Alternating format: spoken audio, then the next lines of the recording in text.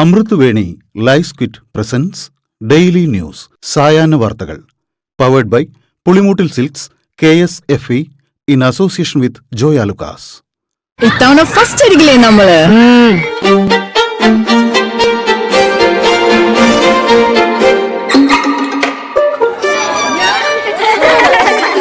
കുട്ടികൾക്കൊക്കെ പെയിൻ ശല്യം ഉണ്ടാകും. അതുകൊണ്ട് ലൈസ് കിറ്റ് ഉപയോഗിച്ച് ക്ലാസ്സിൽ വരാൻ പ്രത്യേകം ശ്രദ്ധിക്കണം. ലൈസ് കിറ്റ് ലൈസ് റിമൂവർ പെയിൻ ശല്യത്തിൽ നിന്നും ഉടനടി ആശ്വാസം. നമസ്കാരം, ഞാൻ ഡെയ്സി ബിജു. ഡെയിലി ന്യൂസിന്റെ സായന വാർത്തകളിലേക്ക് സ്വാഗതം. ഇന്ന് ഓഗസ്റ്റ് 3 തിങ്കളാഴ്ച. കാലവർഷക്കെടുതിയിൽ അടിയന്തര യോഗം ചേർന്ന് മന്ത്രിസഭ. പ്രളയക്കെടുതി നേരിടാൻ പത്തനംതിട്ടയിൽ പ്രത്യേക സന്നാഹമൊരുക്കുമെന്ന് മുഖ്യമന്ത്രി VD സതീശൻ. സ്ഥിതി നിയന്ത്രണ വിധേയമെന്നാണ് വിലയിരുത്തലെന്നും മുഖ്യമന്ത്രി വ്യക്തമാക്കി. ഡാമുകളിൽ നിന്ന് വെള്ളം ഒഴുക്കുന്നു എന്നത് വ്യാജ പ്രചാരണമാണെന്നും വ്യാജ പ്രചാരണത്തിൽ നടപടി സ്വീകരിക്കുമെന്നും മുഖ്യമന്ത്രി വ്യക്തമാക്കി. നിലവിൽ പ്രധാന അണക്കെട്ടുകളിൽ ജലനിരപ്പ് കുറവാണെന്നും അതിനാൽ വ്യാജ പ്രചരണങ്ങളിൽ ജനങ്ങൾ പരിഭ്രാന്തരാകേണ്ടതില്ലെന്നും അദ്ദേഹം വ്യക്തമാക്കി.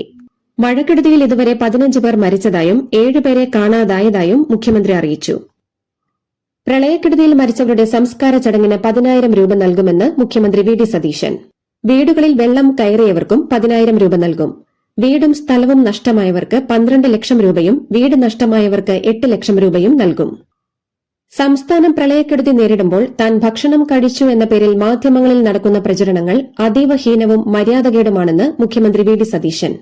2018 പ്രളയകാലത്ത് അന്നത്തെ മുഖ്യമന്ത്രി നിരാഹാരമായിരുന്നുവെന്ന് തനിക്കറിയില്ലായിരുന്നുവെന്നും അദ്ദേഹം പരിഹസിച്ചു. ഹെലികോപ്റ്റർ വിവാദത്തിൽ പ്രതികരിച്ച് മുഖ്യമന്ത്രി VD സതീശൻ താൻ ഹെലികോപ്റ്റർ ഉപയോഗിച്ചത് വ്യക്തിപരമായ ആവശ്യങ്ങൾക്കല്ലെന്നും കൊച്ചിയിലെത്തിയ ഒരു ഇൻവെസ്റ്റ്മെന്റ് ഗ്രൂപ്പിനെ കാണാനാണെന്നും അദ്ദേഹം വിശദീകരിച്ചു. തമിഴ്നാട് മുഖ്യമന്ത്രിയെ കണ്ട ശേഷം കൊച്ചിയിലെത്തിയ ഈ സംഘത്തിന് ഞായറാഴ്ച ഡൽഹിയിലേക്ക് മടങ്ങേണ്ടതുണ്ടായിരുന്നുവെന്നും വന്ദേഭാരതിന് പോകാനായിരുന്നു ആദ്യം തീരുമാനിച്ചതെങ്കിലും സമയക്കുറവ് മൂലമാണ് പ്ലാൻ മാറ്റിയതെന്നും മുഖ്യമന്ത്രി വ്യക്തമാക്കി.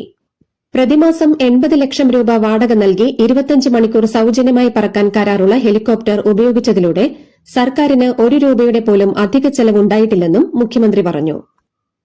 മഴ ശക്തമായ സാഹചര്യത്തിൽ സ്ഥിതിഗതികൾ വിലയിരുത്തി നടപടികൾ സ്വീകരിക്കുന്നതായി ആരോഗ്യമന്ത്രി K മുരളീധരൻ. ആരോഗ്യവകുപ്പ് മരുന്ന് എത്തിക്കാത്തതുകൊണ്ട് ആർക്കും എലിപ്പനി വരില്ല. ദുരിതാശ്വാസ ക്യാമ്പിൽ ആവശ്യത്തിനുള്ള മരുന്നുകൾ എത്തിച്ചിട്ടുണ്ടെന്നും ആരോഗ്യമന്ത്രി വ്യക്തമാക്കി.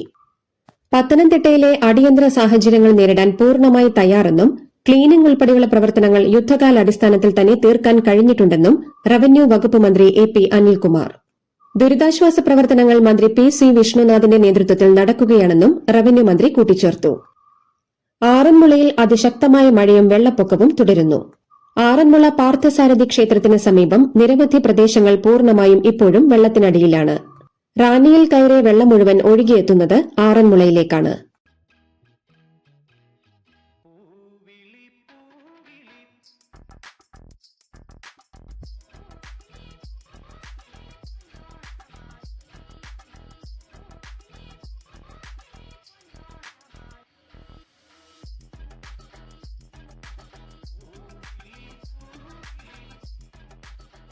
ഈ ഓണം കളറാവട്ടെ പുളിമൂട്ടിൽ സിൽക്സ്.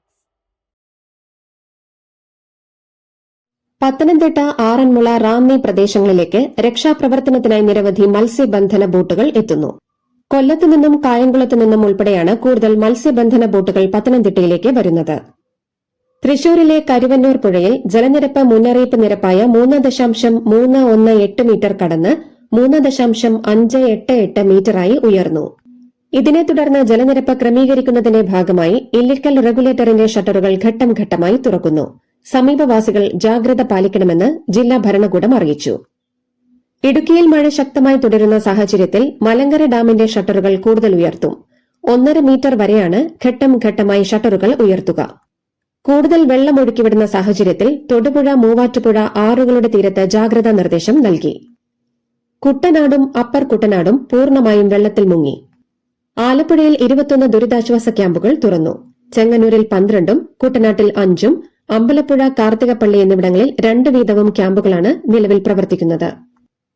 സംസ്ഥാനം പ്രളയക്കെടുതി നേരിടുന്നതിനിടെ കേരള മുഖ്യമന്ത്രി പൊന്നാനിയിൽ വിരുന്ന് സൽക്കാരത്തിൽ പങ്കെടുത്തതിനെ ചൊല്ലി ഉയർന്ന വിവാദത്തിൽ ഊണ് കഴിക്കുന്നത് തെറ്റാണോ എന്നായിരുന്നു മന്ത്രി K മുരളീധരന്റെ പ്രതികരണം. ഇത്തരം വിവാദങ്ങൾ വിഷയദാരിദ്ര്യത്തിന്റെ ഭാഗമാണെന്നും ദുരന്തത്തെ രാഷ്ട്രീയ ലാഭത്തിന് ഉപയോഗിക്കരുതെന്നും മുരളീധരൻ പ്രതികരിച്ചു. കശുവണ്ടി വികസന കോർപ്പറേഷൻ അഴിമതി കേസിൽ പ്രതിയായ കെ.എ. രതീഷ് രാജിവെച്ചു. ഖാദി ബോർഡ് സെക്രട്ടറി, റൂട്രോണിക്സ് എം.ഡി എന്നീ സ്ഥാനങ്ങളാണ് രാജിവെച്ചത്. രാജിവെക്കാൻ മുഖ്യമന്ത്രിയുടെ ഓഫീസിൽ നിന്ന് നിർദ്ദേശം നൽകിയിരുന്നു. മാസപ്പടി കേസിൽ പിണറായി വിജയന്റെ വീട്ടിൽ പരിശോധനയ്ക്കെത്തിയ ഇ.ഡി ഉദ്യോഗസ്ഥരെ ആക്രമിച്ച കേസിലെ 9 പ്രതികൾക്ക് ഉപാധികളോടെ ജാമ്യം അനുവദിച്ച് ഹൈക്കോടതി. പ്രതികളുടേത് ഗൌരവമുള്ള കുറ്റകൃത്യമെന്ന് കോടതി നിരീക്ഷിച്ചു. പ്രഥമ ദൃഷ്ട്യാ തെളിവുകളുണ്ടെന്നും കോടതി ചൂണ്ടിക്കാട്ടി. തെരുവുനായ നിയന്ത്രണത്തിന് അടിയന്തര നടപടികൾ നിർദ്ദേശിച്ച് തദ്ദേശ സ്ഥാപനങ്ങൾക്ക് സർക്കാരിന്റെ സർക്കുലർ. ഷെൽട്ടർ ഹോമുകൾ വേഗത്തിൽ തയ്യാറാക്കണമെന്നും നായ്ക്കളെ പിടികൂടാൻ പ്രത്യേക ഡ്രൈവ് നടത്തണമെന്നുമാണ് നിർദ്ദേശം. നെന്മാറ പോത്തുണ്ടിയിൽ കെഎസ്ആർടിസി ബസ് താഴ്ചയിലേക്ക് മറിഞ്ഞുണ്ടായ അപകടത്തിൽ ഒരു സ്ത്രീ മരിച്ചു. നിരവധി പേർക്ക് പരിക്കേറ്റു. ഇതിൽ 2 പേരുടെ നില ഗുരുതരമാണ്. നെല്ലിയാമ്പതിയിൽ നിന്ന് നെന്മാറയിലേക്ക് വരികയായിരുന്ന ബസ്സാണ് താഴ്ചയിലേക്ക് മറിഞ്ഞത്.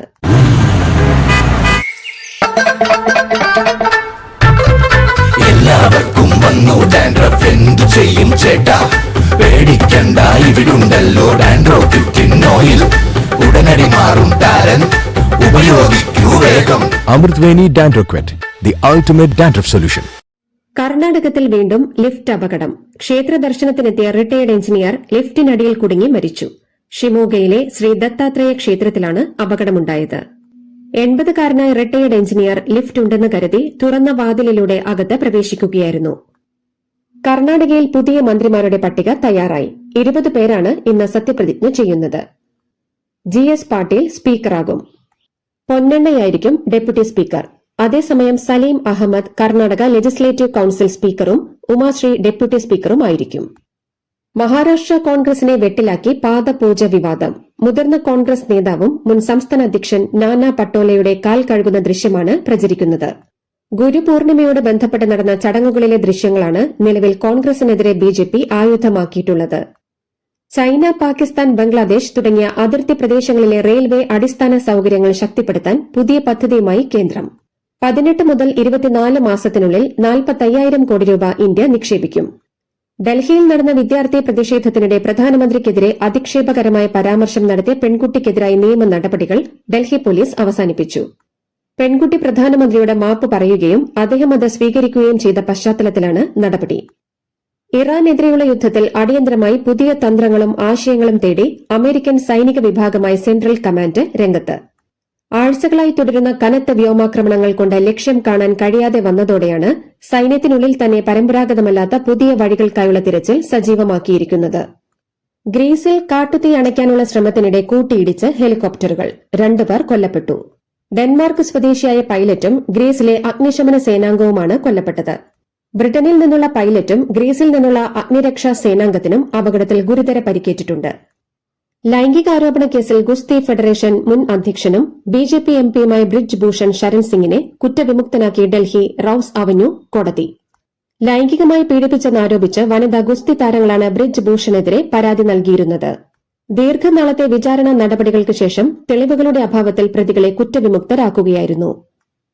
തന്നെ തൂക്കിലേറ്റണമെന്നും ജീവനോടെ കത്തിക്കണമെന്നും ആവശ്യപ്പെട്ടവർ ഇനി ആത്മപരിശോധന നടത്തണമെന്ന് ബ്രിജ് ഭൂഷൺ ശരൺ സിംഗ്. അനുയോജ്യമായ സമയം വരുമ്പോൾ ഇതിനെല്ലാം മറുപടി നൽകുമെന്നും വിധിക്ക് പിന്നാലെ മാധ്യമങ്ങളോട് സംസാരിക്കവെ ബ്രിജ് ഭൂഷൺ പറഞ്ഞു. ബ്രസീൽ ഫുട്ബോൾ ടീം ഒക്ടോബർ 3 കൊൽക്കത്തയിലെ സാൾട്ട് ലേക്ക് സ്റ്റേഡിയത്തിൽ ഇന്ത്യയ്ക്കെതിരെ സൌഹൃദ മത്സരത്തിന് ഇറങ്ങാനൊരുങ്ങവെ സംഘാടകർക്കെതിരെ കടുത്ത വിമർശനവുമായി മുൻ ഇന്ത്യൻ ക്യാപ്റ്റൻ ബൈചുങ് ബൂട്ടിയ.